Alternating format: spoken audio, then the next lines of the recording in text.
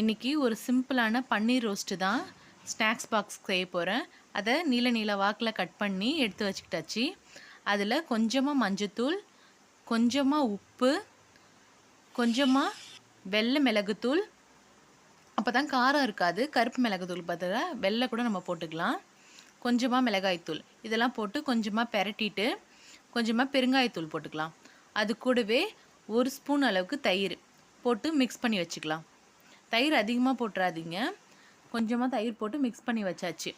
அது ஒரு 15 நிமிஷம் ஊற வச்சுருங்க. காலையில் கிளம்புறதுக்கு முன்னாடி செஞ்சு வச்சுருங்க. அதுக்கப்புறம் ஒரு பேன் வச்சு கீ வச்சு அதை கொஞ்சம் ரோஸ்ட் பண்ணி எடுத்துக்கோங்க. அவ்வளோதான், சிம்பிளாக முடிஞ்சிடும். இதை எடுத்து ஸ்நாக்ஸ் பாக்ஸில் எடுத்து வச்சிடலாம். அது கூடவே ஒரு அத்திப்பழமும் 2 பேரிச்சம்பழமும், பேரிச்சம்பழத்துக்குள்ளேயே வால்நட்டையும் வச்சு அடைச்சி கொடுத்து வச்சுருவேன். ஏன்னா அவர் வால்நட்டு வெறுமனே சாப்பிட மாட்டார்.